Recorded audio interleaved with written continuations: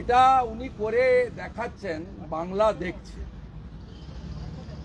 আর আপনাদের বলিনি, প্রথমত উনার শরীরের মধ্যে বিশ্ব হিন্দু পরিষদের নেতৃত্বে হিন্দুদের টাকায়, সরকারি টাকায় সুপ্রিম কোর্টের নির্দেশকে মান্যতা দিয়ে অযোধ্যায় রাম মন্দির হলো, তখন উনার হিংসা রিপুটা একটু সক্রিয় হলো।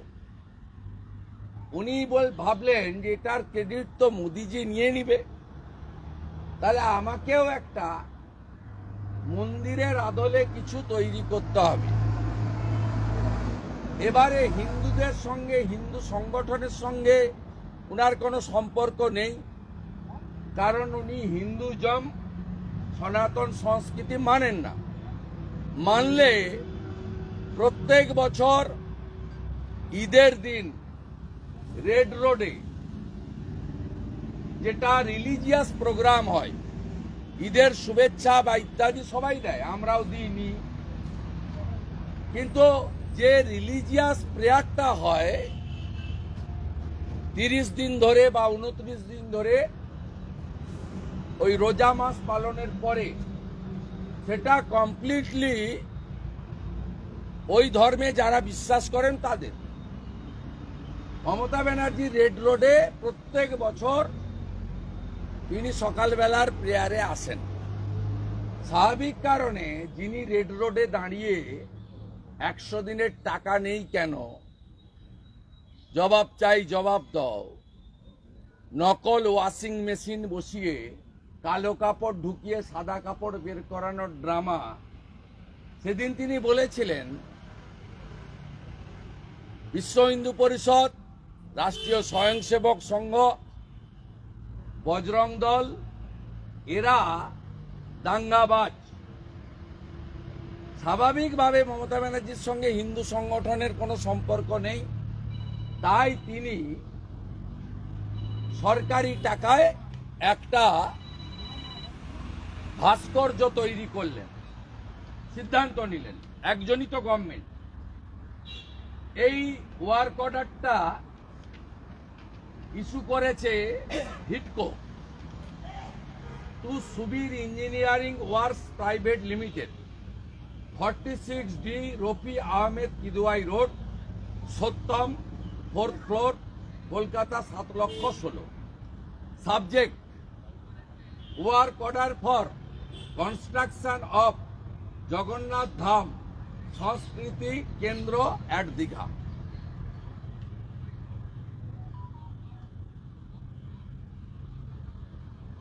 হলো, কাগজপত্রে কোথাও টেম্পল লেখা নেই।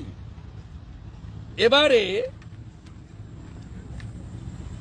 সংবিধান আমাদের সবচেয়ে বড়, তার নিচে সবাই আমরা। সাংবিধানিকভাবে কোন সরকার তার এক্সচেকারের টাকায় কোনো পার্টিকুলার ধর্মীয় প্রতিষ্ঠান তৈরি করতে পারে না। তাই মমতা ব্যানার্জি আজকেও দাঁড়িয়ে যা যা বলেছেন ভণ্ডামি, মিথ্যাচার। আমি একজন জগন্নাথ দেবের ভক্ত হিসেবে, আমি বা আমার দুই সাথী, আমরা পরিষ্কারভাবে বলতে চাই, 4 ধামের এক ধাম পুরী ধাম। পুরী ধামকে নকল করবেন না, এ অধিকার কোনো হিন্দু আপনাকে দেয়নি। কেদার ধাম, বদ্রী ধামের নকল হয় না, শঙ্করাচার্যের বিকল্প হয় না, গীতাকে পাল্টে দেওয়া যায় না। আপনি অভিনন্দনকে শুভনন্দন করতে পারেন, পুরী ধামের বদল আপনি করতে পারেন না। আপনার সাহস হয় কোথা থেকে? ধ্বজ তুলব, ভোগশালা তৈরি করব, কোত্থেকে সাহস হয় আমি জানতে চাই। আমার লজ্জা লেগেছে মাননীয় রাধারমন দাসজিকে দেখে। শ্রীলা প্রভুপাদ ইস্কন তৈরি করেছেন শ্রী চৈতন্যদেবের ভাবধারায়। শ্রী চৈতন্যদেব পুরী ধামে 3 বারের বেশি গেছেন, তমলুকের মহাপ্রভুর মন্দিরে 10 দিন 15 দিন করে প্রবাস করেছেন। প্রত্যেক বছর আমি মহাপ্রভুর মন্দিরে শ্রী চৈতন্য দেবের শুভাগমন হিসাবে শোভাযাত্রা করি আমরা হিন্দুরা। শ্রী চৈতন্য দেবের পুরী ধাম নিয়ে যে কথা আছে, যা শ্রীলা প্রভুপদ গোটা পৃথিবীতে ছড়িয়ে দিয়েছেন রথযাত্রার মধ্য দিয়ে, আপনি পাশে দাঁড়িয়ে আপত্তি করলেন না মাননীয় রাধারমণজি? আপনার আপত্তি করা উচিত, কারণ আপনি ইসকন কলকাতার একজন কার্যকর্তা। বাংলাদেশ নিয়ে ডেলি টিভিতে আপনার বচন শোনা যায়। আপনি আজকে মমতা ব্যানার্জির পাশে দাঁড়িয়ে আপত্তি না করে শ্রীলা প্রভুপাদ প্রভু শ্রী চৈতন্য দেব শ্রী পুরী ধাম তাকে অপমান করলেন মমতা ব্যানার্জি। আপনি তার সাক্ষী থাকলেন। এ দুর্ভাগ্য রাখার জায়গা থাকে না। সরকার থাকলে, টাকা থাকলে, ক্ষমতা থাকলে, পুলিশ থাকলে পশ্চিমবঙ্গে যে সব সম্ভব, এটা তার প্রমাণ। মমতা বন্দ্যোপাধ্যায়কে পরিষ্কার চ্যালেঞ্জ দিচ্ছি, যা যা আজকে বলেছেন করে দেখুন। শুধু উড়িষ্যা নয়, এই বাংলা থেকেও আওয়াজ উঠবে। পুরী ধামের নকল মানব না আমরা। সরকারি টাকায় আপনি রিলিজিয়াস পারফরমেন্স করতে পারেন না। আপনার ইচ্ছা ছিল মন্দির বানানোর, টাকা চাইতেন, হিন্দুরা দিয়ে দিত। আপনি এর সঙ্গে বলেছেন কালীঘাট মন্দির নাকি আপনি বানিয়েছেন, স্কাই ওয়ার্কের কাজ চলছে। হ্যাঁ, এটা করতে পারেন পরিষেবার জন্য। মন্দিরে চূড়া স্বর্ণ লাগানো হচ্ছে, ওটা সরকারি টাকায় নয়, একটি কর্পোরেটের সিএসআর এর টাকায়। একটি কর্পোরেটের সিএসআর এর টাকায়, গ্রুপের নাম আমি নাইবা বললাম, গ্রুপের কর্ণধার নিজে কালীঘাট মন্দিরে পুজো দিতে এসে তার গ্রুপ থেকে 50 কোটি টাকা এই ব্যাপারে খরচ করবেন বলেছেন। এটা তো আপনার ক্রেডিট নেওয়ার কিছু নেই। কালীঘাট মন্দিরের সৃষ্টি আপনার এই পৃথিবীতে আসার অনেক আগে। আপনি সব জিনিসে ক্রেডিট নিতে নিতে আপনি এমন এমন কিছু জায়গায় হাত দিচ্ছেন যা মানুষের আস্থাতে আঘাত বলে আমি মনে করি। আবার ওই সাংবাদিক সম্মেলনে বলতে বলতে তমলুক দীঘার কথা বলেছেন। হ্যাঁ, নিশ্চয়ই শুরুটা আপনি করেছিলেন রেলমন্ত্রী। প্রধানমন্ত্রীর নাম ছিল অটল বিহারী বাজপেয়ী। আপনি এনডিএ সরকারের সঙ্গে ছিলেন বলে, বাজপেয়ীজির মতো প্রধানমন্ত্রী ছিল বলে দীঘা তমলুক রেলপথ সম্পন্ন হয়েছে। আর উদ্বোধকের নাম ছিল এনডিএ রেলমন্ত্রী নীতিশ কুমার।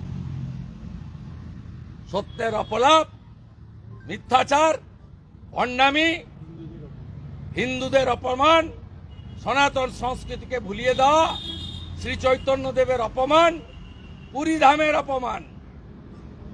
আর 26 সালে হিন্দু ভোট আপনি পাবেন না। আপনি একটা ভেজাল হিন্দু, আপনি হিন্দু বিরোধী। হিন্দুরা ইউনাইটেড হচ্ছে এই আতঙ্কে এইসব করে বেড়াচ্ছেন। আর আপনার ভণ্ডামির মুখোশ আমরা শুধু ভাষণে নয়, একেবারে ডকুমেন্ট দিয়ে বলছি। আপনার হিটকো, আপনার হিটকো। বলছি, মমতা বন্দ্যোপাধ্যায় আজকেও বলছেন বাংলাদেশে যে সমস্ত ভিডিও আসছে তা বেশিরভাগই ফেক। বলবে তো, বাংলাদেশের মৌলবাদী শক্তি যে কথা বলছে সেই কথা মমতা ব্যানার্জির মুখ থেকে বেরোচ্ছে। মমতা ব্যানার্জি নিজে মৌলবাদের সমর্থক। তার কল্যাণে 1 কোটি রোহিঙ্গা মুসলমান ভারতবর্ষে ঢুকেছে। তার কল্যাণে কলকাতা, ইসলামাবাদ হতে আর বেশিক্ষণ বাকি নেই। মমতার কল্যাণে ৭২টা জায়গায় কয়েকশো কিলোমিটার বিএসএফ বেড়া দিতে পারছে না। ওখানকার হুজুর মৌলানা র্যাডিক্যাল ফোর্সের যে ভাষা, মমতা ব্যানার্জির সেই ভাষা, একই ভাষা। মমতা ব্যানার্জির ক্ষমতা থাকলে একটা ভিডিও ফেক প্রমাণ করে আপনি দেখান। আপনি নিজেই ফেক। আপনি যখন শুরু করেছিলেন ডক্টরেট দিয়ে, তখন জ্যোতিবাবু চ্যালেঞ্জ করেছিলেন যে এই জর্জিয়া ইউনিভার্সিটি নেই, টেলিগ্রাফে নিউজ হয়েছিল। আপনি তারপর থেকে ডক্টরেট লিখেন না। যিনি নিজেই ভুয়া, তার মুখ থেকে এই ধরনের ফেক ভুয়া এসব বেরোবে, এটা স্বাভাবিক। কিন্তু সিএম করার জন্য এক বাচ্চা নাবালিকা, সে এ রাজ্যে পালিয়ে এসেছে, ওপর বাংলায় ইসকন করতেন, তার বাবা মা ইসকন করতো, সেই কারণের জন্য। এর উত্তর রাধারমন দাস দেবে। সিএম বলছেন, রাধারমন দাসকে জিজ্ঞেস করুন।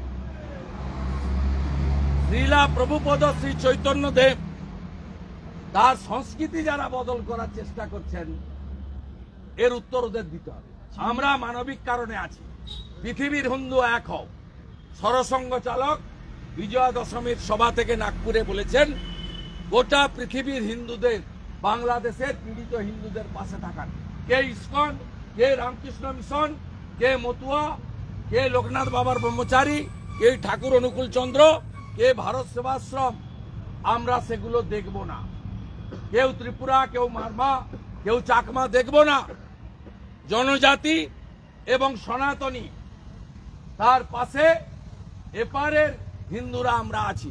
যতজন আশ্রয় চেয়েছেন আমরা আশ্রয় দিয়েছি। থাকার ব্যবস্থা, মোটা কাপড়, মোটা ভাত আমরা সমস্ত এপার থেকে আয়োজন করেছি। শুধু প্রতিবাদ নয়, আমরা যা করার আমাদের পক্ষ থেকে মানবিক কারণে করছি। প্রত্যেকটা নিপীড়িত হিন্দু বা জনজাতি বাংলাদেশ থেকে যদি সরে আসেন, পালিয়ে আসেন, আপনাদের থাকা খাওয়া জায়গা দেব।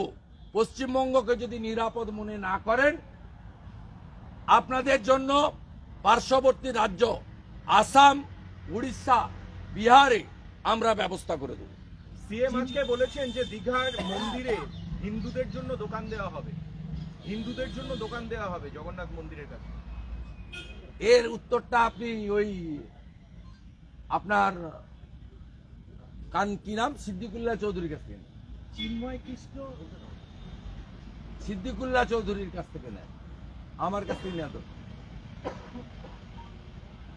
চিন্ময় কৃষ্ণ প্রভু যদি ছাড়া পান, তাহলে কি তাকে ভারতে আশ্রয় দেওয়ার জন্য? আমি কেউ না, পররাষ্ট্র দপ্তর এবং ভারত সরকার ঠিক করবে।